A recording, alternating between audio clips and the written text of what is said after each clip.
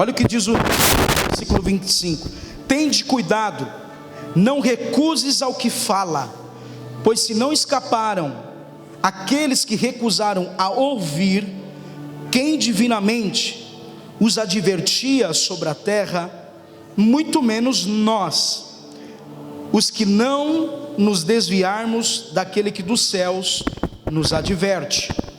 26, aquele cuja voz abalou então a terra, e agora porém ele promete, dizendo: uma vez por todas farei abalar não só a terra, mas também o céu. Escute bem, gente, eu não sei você, mas alguns momentos, talvez no seu trabalho, no seu relacionamento, no seu cônjuge, quem é casado, geralmente quando você quer falar com uma pessoa, você deseja a atenção dela, e quando você não tem, você fala um pouco mais alto, igual eu, e aí você chama a atenção dela. Poxa, estou falando com você, é assim ou não é? Quando você quer atenção, e quando a pessoa não dá ouvido, o que você faz? Você aumenta a voz, você grita, você quer ter a atenção daquela pessoa, e mesmo assim ela recusa e vira as costas. Quando os maridos estão brigados, a esposa é assim, vai embora, vai fazendo raiva, né? Sim ou não? Só que também, além de dar raiva, se instala um outro sentimento, chamado desprezo. O texto que lemos em Hebreus 12, 25 até o 29, o Senhor está usando esse texto para falar algo sobre nós, em relacionado a essa analogia que eu estou fazendo. Gente, a Bíblia Sagrada é a voz de Deus para nós. A Bíblia Sagrada não é um livro para que a gente possa ler e achar nossa fé, apoiar nossa vida, viver os princípios e ser abençoado, não somente. A palavra de Deus, a Bíblia Sagrada, ela é a voz de Deus. Deus escreveu, é o estatuto de Deus a nós, amém, queridos? Ezequiel Hopkins, ele diz que a Bíblia é o estatuto do reino de Deus em nós. O nosso Deus deseja que venhamos valorizar a palavra e praticarmos aquilo que estamos ouvindo. Por quê? Porque todas as vezes que a gente despreza a voz de Deus através da palavra, Deus vai gritar. Diga para o seu irmão: Deus grita. Diga para ele: você sabia como ele grita? O texto que lemos, no versículo 27, ele diz: toda a criação será abalada e removida, de modo que permaneça apenas coisas inabaláveis. Diga comigo: coisas inabaláveis. Uma vez que recebemos um reino inabalável, sejamos agradecidos e agradecemos a Deus com santo temor e reverência, porque Deus é um fogo consumidor. O que ele está dizendo? Na antiga aliança, em Êxodo 19, Deus vem no monte, a palavra diz que o monte treme, Deus fala com o povo de Israel, e naquele texto, a palavra de Deus diz que os irmãos israelitas disseram o seguinte para Moisés: Moisés, fala você conosco e não Deus. Eles tiveram medo, e Deus fala assim: Moisés, coloca o limite no monte, quem tocar no monte vai morrer. A Bíblia diz que desce saraiva de fogo, vozes de trombetas começam a sair de dentro da nuvem, porque Deus desceu naquele monte. No capítulo 20, você percebe que Deus dá a lei para Moisés. Ele dá a lei, os 10 mandamentos, conhecidos por nós. E ele está dizendo exatamente isso. Na antiga aliança, eu falei com o meu povo e eles não deram ouvido, me desprezaram. E o texto vai dizer exatamente sobre essa realidade. Quando o povo de Israel não dava ouvido para Deus, Deus enviava o grito. Diga comigo: o grito de Deus. Quando você e eu não ouvimos a Deus, Deus dá o grito, e isso é juízo. A forma de Deus olhar eu e você desprezando a voz dele, ele vai gritar também. E a forma de Deus gritar é enviando juízo, para ver se a gente se quebranta. Porque muitas das vezes, irmão, nós somos duros, perdemos a reverência e o temor do culto. Achamos que podemos viver uma vida fora da igreja, fora da comunhão com os irmãos. E Provérbios capítulo 1, 7 diz: o temor do Senhor é o princípio de todo conhecimento. Os tolos desprezam a sabedoria e a disciplina. Irmão, só eu e você que somos filhos, e por que não damos ouvidos à voz de Deus quando Deus fala conosco?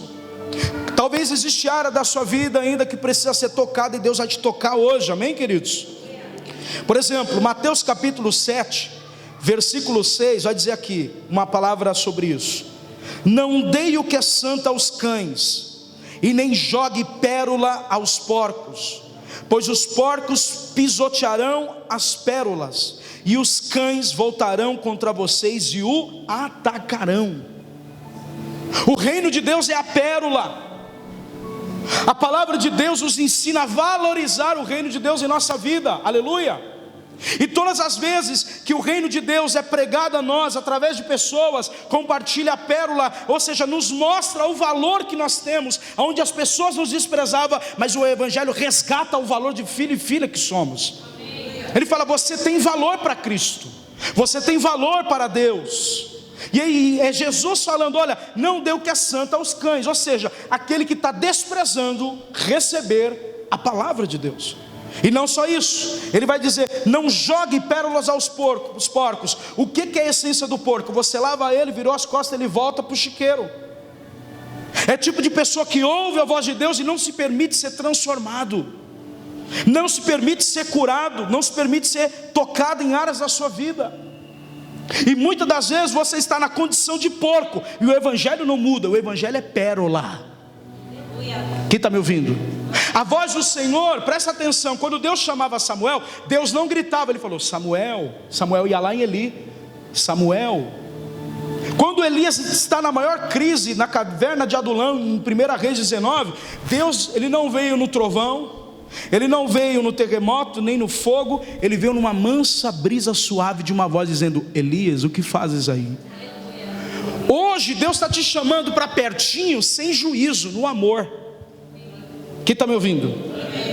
Porque o texto que nós estamos lendo é exatamente Deus nos ensinando que Cristo veio como verbo que se fez carne, habitou entre nós.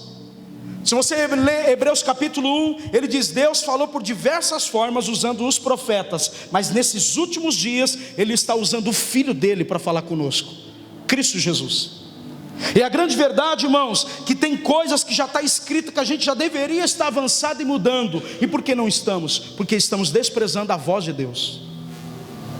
E todas as vezes que isso acontece, a nossa posição é, com isto, Deus quer dizer que vai remover tudo que não tem alicerce sólido na nossa vida.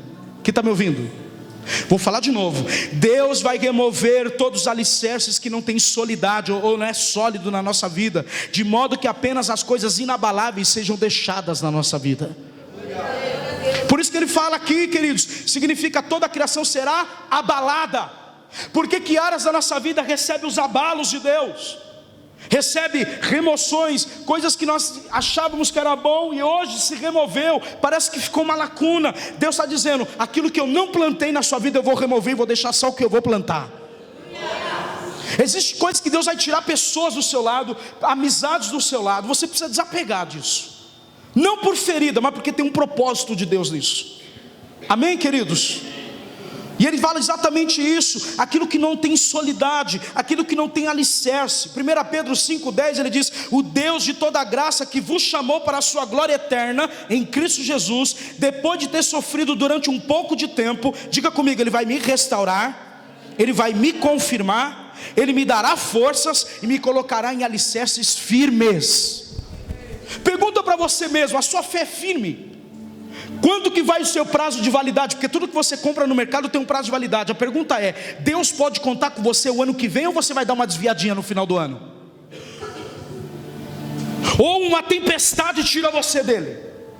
Ou uma falta de um noivo que compromete, ou seja, que não acompanha você à igreja, um marido que deixa você vir sozinha, achando que você é solteira, e isso me deixa doido, porque um marido que deixa a mulher que é casada sozinha vir à igreja, ele está deixando a esposa dele a presa de Satanás, ainda que ela tenha caráter. Esposa e marido casado não pode vir sozinho à igreja, estou falando dos convertidos, não do marido que não é, e nem da esposa. Dos que tem que acompanhar você, você não é solteira. Trabalhe isso. Alguém está me ouvindo? Eu vim hoje para bater no caráter. Você escolheu o melhor dia, porque Deus vai tocar você. Quando Deus está dizendo, vou remover aquilo que é abalável na criação, quem é a criatura de Deus? Irmão, a natureza não está gemendo, os animais não estão gemendo, os homens não estão gemendo. Por que a igreja não vai gemer? Você não leu que está em Romanos 8, que aqueles que têm as primícias do Espírito também gemem? Sabe por que às vezes você sente dores, olhando para as pessoas, a perspectiva de como elas estão passando dificuldade? Porque o Espírito imprime em você o desejo de ajudar e ter compaixão por elas. Você sente a dor. E quando isso é bom, porque quando para de sentir a dor é porque nós já estamos sem sensibilidade do Espírito. Já não mexe mais. A gente acha normal não evangelizar, e nunca foi normal. Deixa eu dizer uma coisa, em Tessalonicenses diz o seguinte: aqueles que não conheceram o Evangelho de Cristo receberá duro juízo e condenação eterna. Isso não mexe com você? Isso não mexe com você? Você não evangeliza mais, você acha que é vir à igreja só. Deus salvou você para você ser voz dele lá na sua casa. Deus nos salvou para mostrar que a nossa vida, independente do que está acontecendo, eu estou em Cristo e o meu alicerce está firme nele, e nada vai me tirar da presença dele. Alguém está me ouvindo? Diga para o seu irmão, abra a sua boca, irmão, fala de Jesus. Você lembra dos dois fundamentos? Abra comigo Lucas 6,46, a palavra é curta hoje, mas profunda. Lucas 6,46 diz assim: porque vocês me chamam Senhor, Senhor, e não faz o que eu digo? Olha, é Cristo falando. Vocês me chamam de Senhor, vocês vêm no culto e cantam, mas eu não governo a sua vida totalmente. Tem áreas da sua vida que eu não governo. Vocês dizem que eu sou Senhor, mas não me ouvem.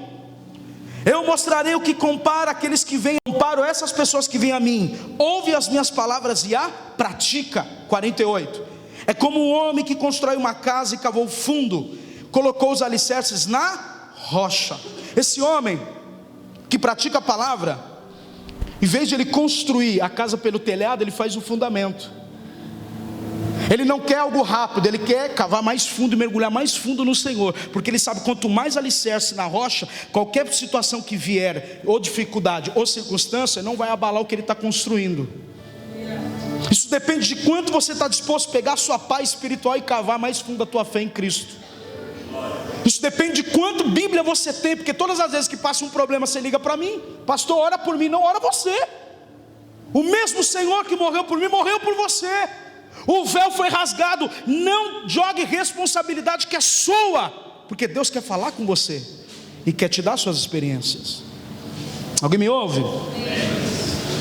Aí ele vem esse homem que construiu, ele cavou o fundo. Diga para o seu irmão, Deus quer águas profundas em você. Diga para o seu irmão, alicerces na rocha. O texto continua: quando vier a inundação, torrente contra aquela casa, mas não conseguiu abalar, porque estava bem construída. Eu não sei ser crente de época, eu nunca fui. Eu não sei o que é vir à igreja, passar um tempo e desviar e tomar cerveja e depois voltar. Eu nunca fiz isso. E não é mérito meu isso, é graça. Agora, se isso acontece com você, você não deve olhar para as pessoas que você está se afastando. É que o alicerce que você construiu foi na areia e não foi na rocha. Porque se fosse na rocha, nenhuma atitude seria contra a palavra, porque a voz de Deus está na palavra que Ele está falando com você.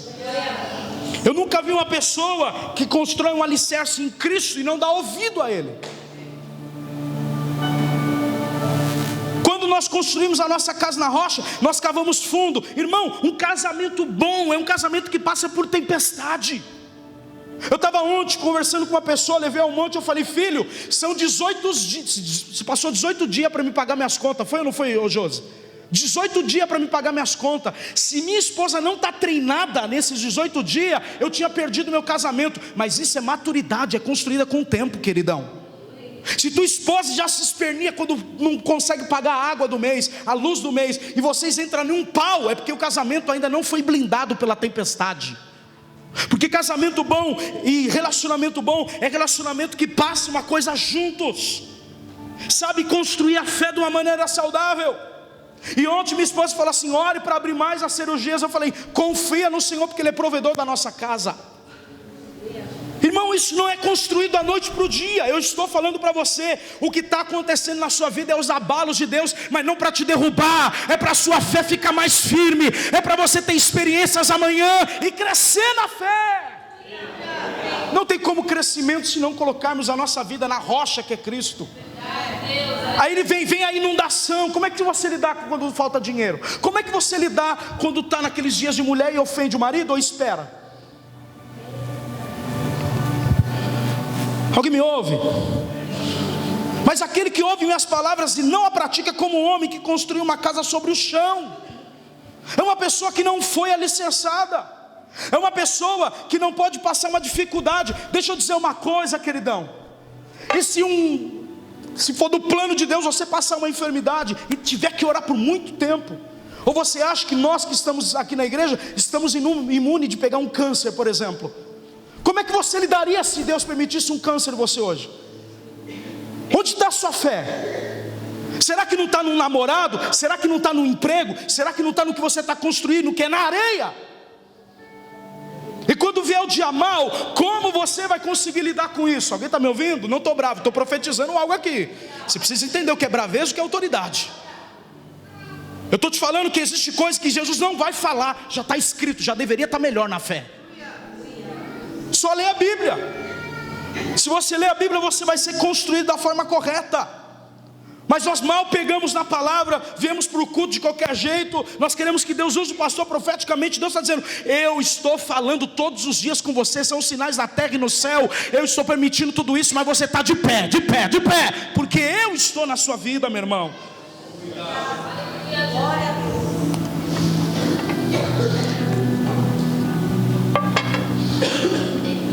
Cheguei do monte quase 5 da manhã. Tomei um banho. Fui deitado do lado da esposa. Começou uma dor de rim muito forte. Ela falou: para de tomar refrigerante. Fez massagem. Agradeci a ela. O que eu quero dizer com isso? Quando Deus te dá alguém, Ele te dá alguém que valoriza você, que cuida de você. Se isso não está acontecendo, ore para isso acontecer, que vai acontecer. Deus vai trazer isso na vida dele e na vida dela. Aleluia. Alguém está me ouvindo? No momento que a torrente deu contra aquela casa, ela caiu e a sua destruição foi completa. Agora peço uma coisa para você: em vez de você bater a cara e voltar, constrói sua casa hoje na rocha. Senão amanhã você vai ter que pegar todos os cacos e refazer a sua vida. É mais difícil. A história de superação não é fácil. Tem gente que ainda está sendo arranhada por coisas que aconteceu 5 anos, 2 anos, 1 ano e meio, 6 meses atrás. O problema de ficar preso olha para mim, o problema de ficar preso no passado é que afeta o seu presente e faz com que você não veja o futuro que Deus tem para você. Sua perspectiva mudou do futuro. Por quê? Porque você está sendo machucado no presente, com coisas que foi ferida no passado. E Deus está dizendo: se liberta do seu passado, olhe para o alvo e continue, prossiga o alvo que é Cristo.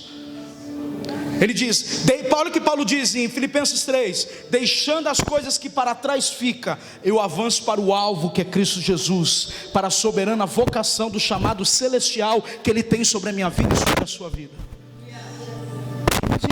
A gente consegue parar nos argumentos falsos sobre o nosso respeito. Irmão, o que Deus falou com você é o que vai te manter de pé amanhã. Você passa com Ele, mais alicerce está sendo construído na tua casa. Alguém está me ouvindo? O Senhor esclarece que aqueles que chamam Ele pelo título, ou seja, Senhor, respeitam e reconhecem e se submetem a Ele. Cristo não pode ser meu Senhor se eu não se submeto à voz dEle. É só falácia. Se Cristo é meu Senhor, Ele vai ter que governar meu relacionamento, aleluia. Ele vai ter que governar meu casamento, Ele vai ter que governar minhas finanças, Ele vai ter que governar meu ministério, meu coração. A gente se converteu a um Salvador, mas não um Senhor. Você percebeu? Você diz que é salvo, mas o seu comportamento não tem o governo do Espírito. Você faz o que você quer. E isso tem prejudicado sua espiritualidade. É que eu disse, são 18 dias para pagar uma conta, irmão. Para que eu vou discutir com uma coisa que vai ter eternamente? Boleto. Acabou, pagou, está de pé. São uns 3 anos vivendo da fé. Eu falei, minha filha, Deus não precisa provar que Ele é fiel na nossa vida. Ele é fiel. Você precisa experimentar áreas da sua vida que vai ser tocada hoje, de muita experiência que está chegando para você. Alguém me ouve? Deus vai te dar muita experiência, vai arrancar muita coisa errada da tua vida, vai tirar toda a ocupação hipócrita da tua vida e vai colocar excelência e graça sobre você. Quando ouvimos as palavras de Deus, nós observamos uma coisa: aquele que ouve os ensinamentos do Cristo Jesus, age de acordo com aquilo que Ele condicionou e enfrentou. Ou seja, qualquer circunstância não te abala mais. Tem pessoas que não estão dando no máximo nem ouvido para o que eu estou falando, mas tudo bem, depois você vai chorar. Eu quero bem no dia que você estiver chorando falar, lembra da palavra? Eu vou lembrar você. Mas se você permitir que essa palavra entre no seu coração, nunca mais você é o mesmo. Sua vida precisa mudar. Deus tem muita coisa para liberar para você esse ano. E tudo que estava travado vai ser destravado hoje. Se você aprender a colocar Cristo como prioridade, não você mais, se anula, desça, se humilha e Deus vai te exaltar. Tira esse ego gigante, tira esse orgulho ferido gigante. Quem não ouve, não pratica, age conforme as instruções da carne. Mas quem ouve Cristo, permite a sua circunstância ser melhor. E os resultados e as consequências não são derrota, são triunfos. Paulo vai escrever dizendo em 1 Coríntios 15 que a nossa vitória vem por meio de Jesus Cristo. Diga comigo, a minha vitória e a sua vitória vem por meio de Jesus Cristo. Penúltimo texto, abra comigo 1 Coríntios 3:11. Vamos falar desse alicerce. 1 Coríntios capítulo 3, versículo 11.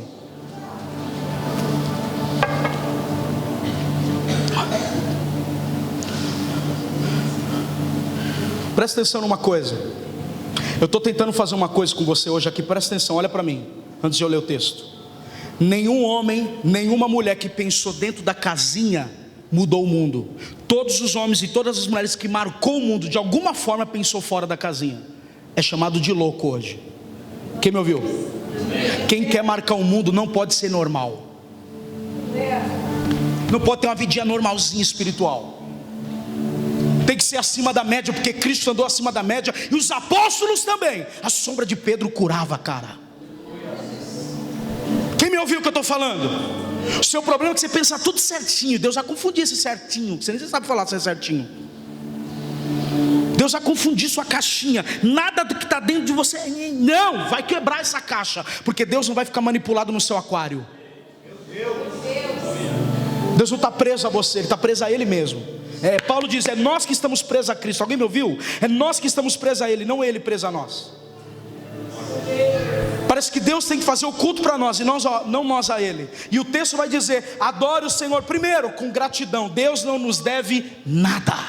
Parece que todo culto, parece que Deus já me abençoou. Não, Ele já me abençoou. Parece que todo culto eu preciso ser honrado. Não, eu vim honrar a Deus, porque Ele merece, Ele é digno de todo louvor, de toda honra e toda glória. Deus já pagou o preço por mim, eu que devo a Ele. Cristo não me deve nada. Tira essa mentalidade egoísta. Você já é abençoada. Você vem para honrar a Deus. Deus está aqui para você honrar Ele, adorar Ele, glorificar a Ele. Ele não está aqui para te abrir porta. Ele não está aqui para te dar marido. Ele não está aqui para te dar namorado. Ele está aqui para você santificar o nome dEle na sua vida. Pai nosso que está no céu, santificado seja o teu nome. Eu e você somos separados do mundo. Não temos que viver como o mundo vive, porque somos iguais. Agora, se você quer influenciar, aí já é outra coisa. Aí, como é que está a sua vida bíblica? Separa mesmo para ler a Bíblia? Para estudar minuciosamente, irmão? Fala para mim. Quanto tempo você não faz isso?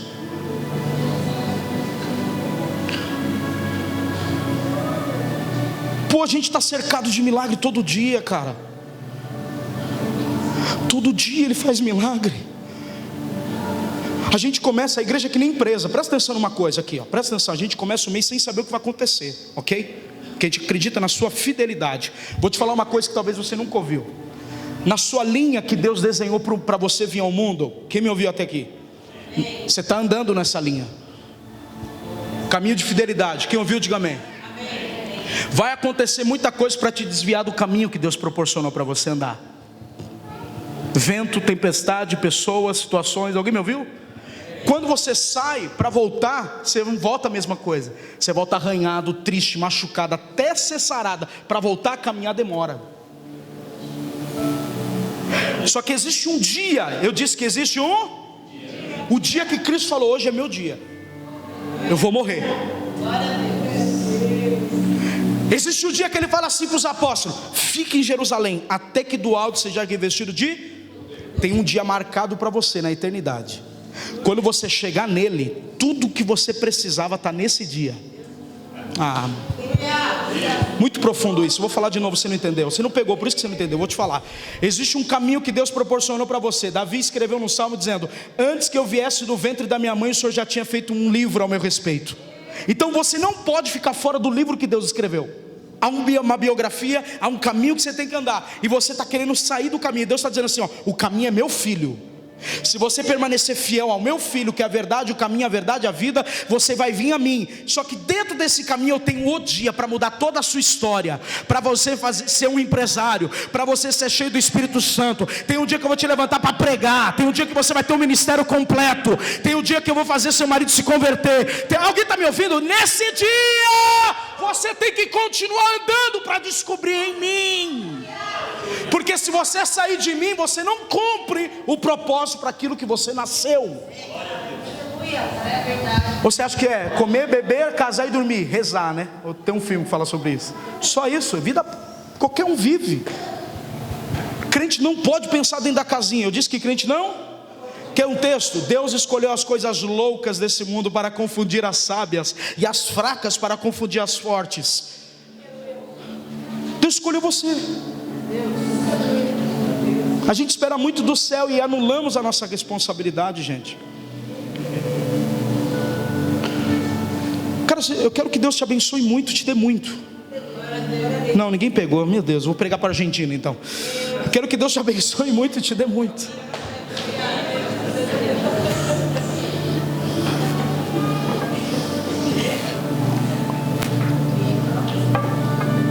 Quem achou 1 Coríntios 3,11?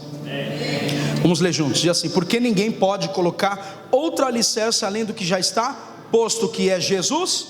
Quem que é o alicerce da sua vida? Então se não é, tem que ser hoje. É você pensar, deita hoje e pensa assim: Jesus é alicerce. Pô, essa coisa aqui, se eu perder vai me trazer medo. Se eu perder essa aqui, então você sabe qual é a área que Jesus ainda não é o alicerce.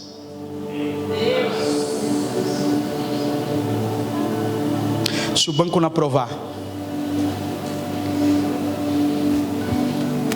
se aquelas pessoas que batiam no seu peito falam assim, ó, não quero mais ficar com você. Deus isola muitos de vocês. Eu estou profetizando para alguns que estão se sentindo sozinhos. É Deus que te isolou para dizer: eu estou criando um alicerce com você, e eu não quero que ninguém participe dele. É você e eu. Você quer me incluir? Deus está dizendo: não é o pastor, agora é eu e você. Não, ninguém pegou essa.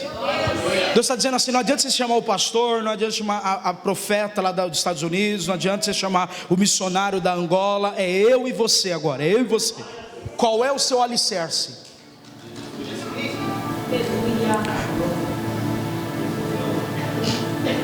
Se alguém constrói sobre esse alicerce, Jesus Cristo, usando ouro, prata e pedras preciosas, presta atenção.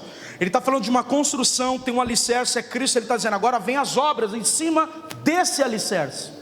O que eu vou fazer a obra não é para o pastor, é para Cristo, amém? E nessa é uma realidade que eu honro a igreja e o líder que Deus colocou.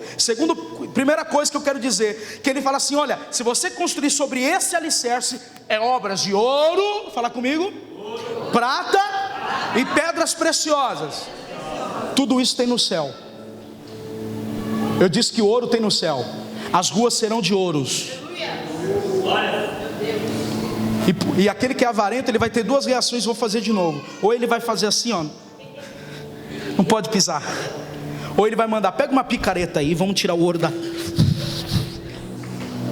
E ele está dizendo: o que eu construí em você, o que eu estou derramando em você, tem mais valor do que você imagina. Aleluia. Irmão, tudo que nós estamos olhando para esse texto, Paulo vai dizer sobre aquilo que estamos construindo aqui, que vai refletir na eternidade. Olha o que o texto diz, presta atenção, estou indo para o final. Ele diz: madeira, feno e palha. 13, a sua obra será mostrada como no dia trará a luz, pois será revelada pelo... Hebreus capítulo de número 12, versículo de número 29, Deus é fogo consumidor. Eles estavam apontando para Deuteronômio 4:24. Ó Israel, o vosso Deus é um Deus zeloso, é um Deus de fogo e deseja zelo sobre vós. Sabe o que ele está dizendo? Deus vai provar as nossas obras pelo fogo. Ou seja, aquilo que eu estou fazendo hoje, eu vou prestar conta lá em cima. E ele está dizendo: deseje fazer obras de ouro, prata e pedras preciosas, diamante. Alguém me ouviu? Esmeralda. Por quê? Porque quando o fogo vier, vai purificar essas obras. Eu disse que vai purificar. Mas as obras que foi feito madeira, feno e palha, ele diz: se alguém construir e permanecer, esse receberá uma recompensa. Eu digo para o seu irmão: tem que construir e permanecer. Então quando Deus está dizendo assim, ó, o fundamento é Cristo, o caminho é esse, se você permanecer, se você construir e permanecer nesse fundamento, será provada pelo fogo, obras de ouro, prata e pedras preciosas. Mas aquele que não permanecer, está construindo obras de madeira. Sabe o que vai acontecer com essas obras no fogo? Agora eu pergunto para os irmãos: se a gente sair aqui por alguma roça, a gente acha palha fácil? Hã? Você já viu alguém colocar 1 quilo de palha aí, vender e ganhar dinheiro? Você já viu alguém pegar um pedaço o ferro até tem alguma coisinha, mas você acha ferro às vezes pela esquina, jogado, sim ou não? Você não acha também madeira quando alguém está tirando o guarda-roupa, jogando, abre então aluga uma caçamba e joga dentro? Você não acha madeira fácil? Ele está dizendo: essas obras qualquer um faz, mas quando eu chamei você, é para construir obras que ninguém faz. É ouro, prata e preciosas. Aquilo que Deus quer para você é muito